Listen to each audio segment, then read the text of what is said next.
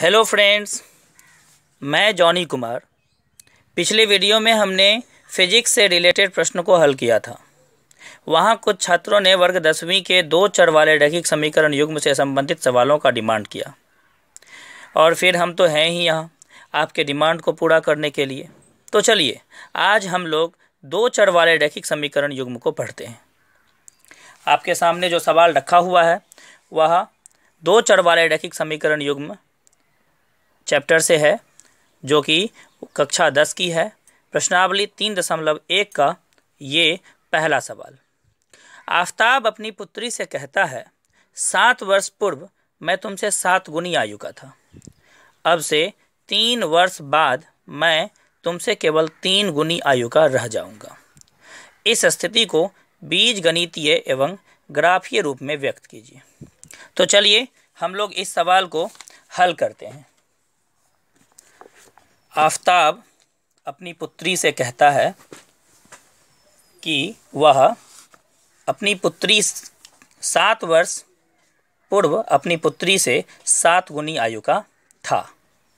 तो हम क्या करेंगे, प्रश्नावली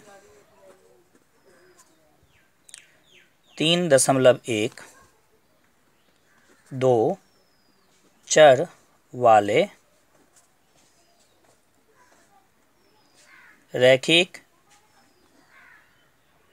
समीकरण युग्म। सबसे पहले हम क्या करेंगे, आफताब अपनी पुत्री से कहता है तो हम क्या करेंगे, सबसे पहले आफताब की आयु मान लेंगे। माना कि आफताब की वर्तमान आयु x वर्ष है। अब हम क्या करेंगे, पुत्री की आयु मानेंगे। पुत्री की वर्तमान आयु y वर्ष है। अब जब हम 7 वर्ष पूर्व की बात करेंगे तो वर्तमान आयु में 7 वर्ष घट जाएगा। जैसे कि आफताब की वर्तमान आयु x है तो उसमें हम 7 घटाएंगे, और पुत्री की वर्तमान आयु y है तो उसमें हम 7 घटाएंगे। चूँकि 7 वर्ष पूर्व दोनों की आयु में 7 घटेगा। अब शर्त है कि 7 वर्ष पूर्व आफताब अपने पुत्री के आयु का 7 गुना था। अर्थात ये आफताब की आयु है और ये पुत्री की आयु है। आफताब अपनी पुत्री का 7 गुना था। दोस्तों, यहाँ से हमारा पहला समीकरण बनेगा x - 7 = y - 7 multiply 7। x - 7 = 7y - 7 7 = 49। x अब हम बराबर के दाईं तरफ जो भी संख्या है, जो भी चर अचर संख्या है, उन सारी संख्याओं को आप एक तरफ ले आइए। -7 - 7y + 49 = 0। अब आप क्या करेंगे, x - 7y को एक साथ रखेंगे और -7 + 49, तो ये आपका हल करने के बाद होता है +42 = 0। ये रहा आपका पहला समीकरण। आपसे कहा जा रहा है इस स्थिति को बीजगणितीय एवं ग्राफीय रूप में व्यक्त कीजिए। तो दोस्तों, ये जो आपका पहला समीकरण निकला, ये पहले शर्त का पहला बीजगणितीय रूप है। अब हम पुनः प्रश्न को पढ़ेंगे, उसमें देखेंगे अगला शर्त क्या है। अगला शर्त है, अब से 3 वर्ष बाद मैं तुमसे केवल 3 गुनी आयु का रह जाऊंगा। तो अब हम आफताब की आयु x है तो 3 वर्ष बाद x प्लस 3 होगा। पुत्री की आयु y है, 3 वर्ष बाद y प्लस 3 होगा। शर्त है अब से 3 वर्ष बाद आफताब केवल 3 गुनी आयु का रह जाएगा, अर्थात आफताब अपनी पुत्री के आयु का 3 गुना का रह जाएगा। अर्थात ये आफताब की आयु है, ये उनके पुत्री की आयु है, तो आफताब अपने पुत्री का 3 गुना। देखिए समीकरण बनाना बहुत आसान होता है, बस हम सवाल को पढ़ेंगे। सवाल में जो भी इंस्ट्रक्शंस दिए जाते हैं हम उन इंस्ट्रक्शंस पर जब आगे चलते हैं तो हमारा समीकरण मिल जाता है। ज़रूरत है उन निर्देशों को ठीक ठीक समझना और उन्हीं निर्देशों पर चलना। जब हम उन निर्देशों पर ठीक ठीक नहीं चल पाते हैं तभी हमारा समीकरण गलत होता है और हमारा सवाल गलत हो जाता है। तो ज़रूरत है सवाल को पहले पढ़ना और ठीक तरह से सवाल को समझना। जब आप सवाल को ठीक तरह से नहीं समझ पाते हैं तब आपका सवाल ठीक तरह से हल नहीं होता है। तो मैथ समझने की चीज़ है, आप उन्हें अच्छी तरह से समझने का प्रयास करेंगे तो मेरे विचार से आपकी समस्याएं समाप्त हो जाएंगी। ये आपका अगला समीकरण भी तैयार होने को है। x minus 3y plus 3 minus 9, ये आपका -6 इक्वल टू 0।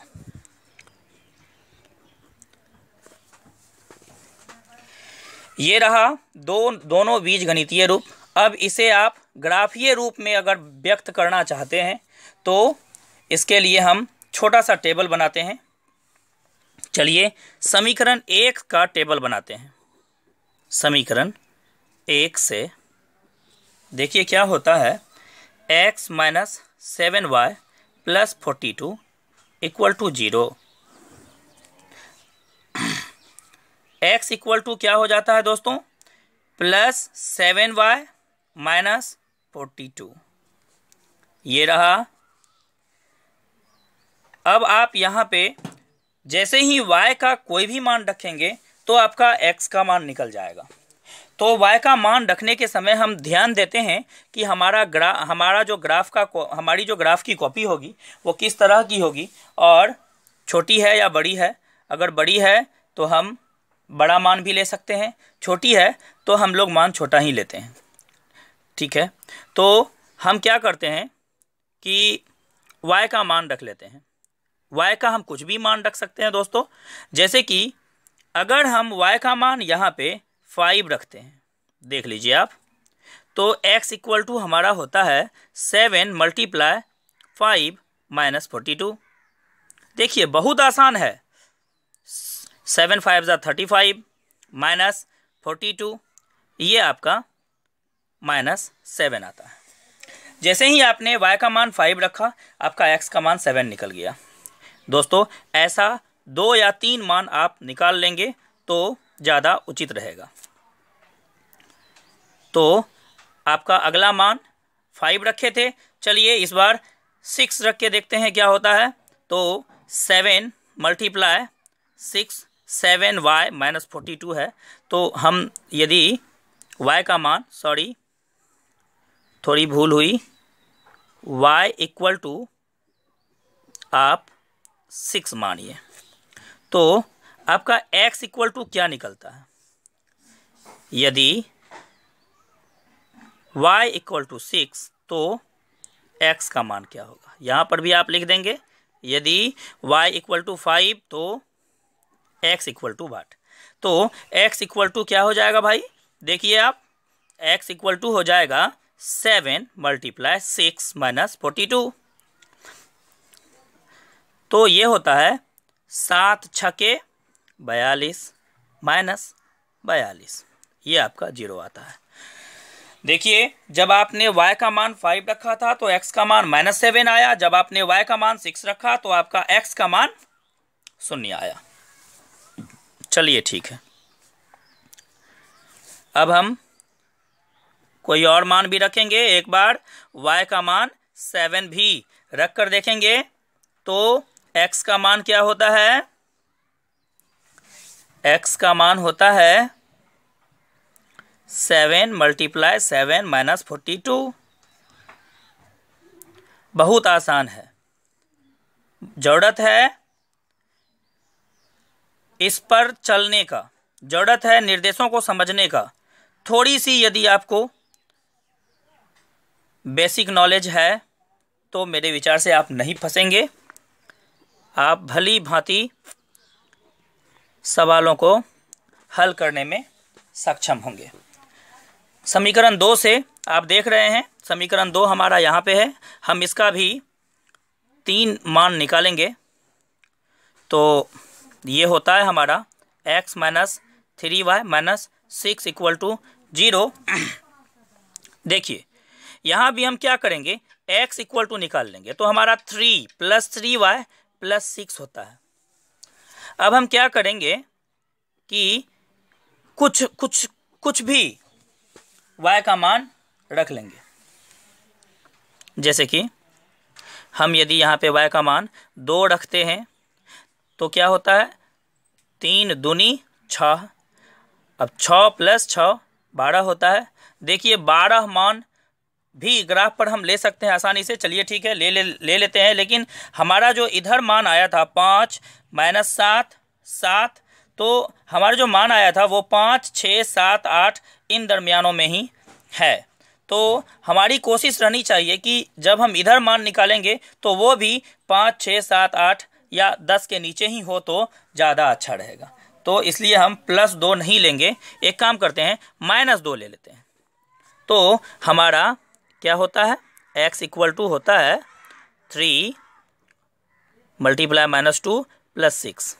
ये होता है 3 दूनी के 6, तो प्लस माइनस माइनस 3 दूनी के 6, तो यह 6 हो जाता है, +6 हो जाता है। देखिए भाई -6 + 6 बताने की जरूरत नहीं है, ये 0 होगा। अब हम क्या करेंगे, पुनः y का कुछ मान रखेंगे। आपको ये ध्यान में रखना है कि मान ऐसा लें कि लिया हुआ मान भी और मान लेने के बाद जो परिणाम आएगा वो, अर्थात x और y दोनों ही मान इर्द गिर्द एक दूसरे के इर्द गिर्द ही हो, वो एक दूसरे से काफ़ी दूर नहीं हो। जैसे कि एक मान यदि हम 1 लेते हैं तो दूसरा मान हमारा 50 नहीं आना चाहिए, क्योंकि 1 और 50 दोनों को ग्राफ पेपर पर रखना थोड़ा परेशानी हो जाएगा। तो हम क्या करेंगे, यहाँ पर एक काम करते हैं, -3 एक बार लेकर देखते हैं। 3 हम लेकर देखते हैं तो हमारा x होता है -3 गुना, x होता है यहाँ आपका +3 है तो +3y है तो +3 गुना -3 + 6, ये होता है 3 × 9 +- +6, ये होता है -3। इसी प्रकार आप क्या करेंगे, यदि y का मान -4 रखेंगे तो 4 × 12, चलिए ठीक है, तो ये हो जाता है x का मान +3 × -4 + 6, ये हो जाता है 3 चौके -12 + 6, हल करने के बाद आता है -6। देखिए हम इसका बॉक्स बनाते हैं, पहले टेबल टाइप का बॉक्स बनाते हैं।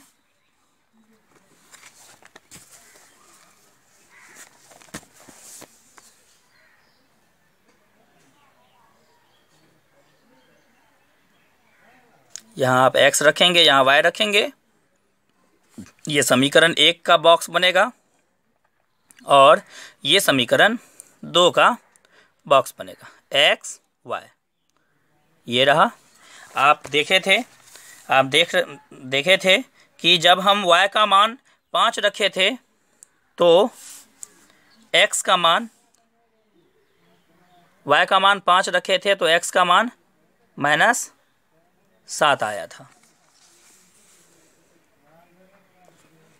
जब हम x का मान, y का मान 6 रखे थे तो x का मान 0 आया था।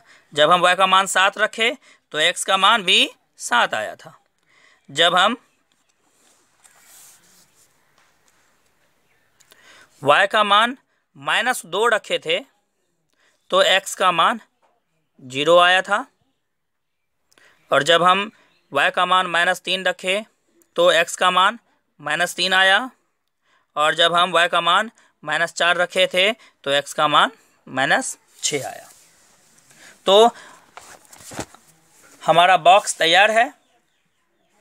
-5 -7 6 0 7 7। इसका मतलब हुआ कि जब हम y का मान 5 रखे तो x का मान -7 आया, जब हम y का मान 6 रखे तो x का मान 0 आया, और जब हम y का मान 7 रखे तो x का मान भी 7 आया।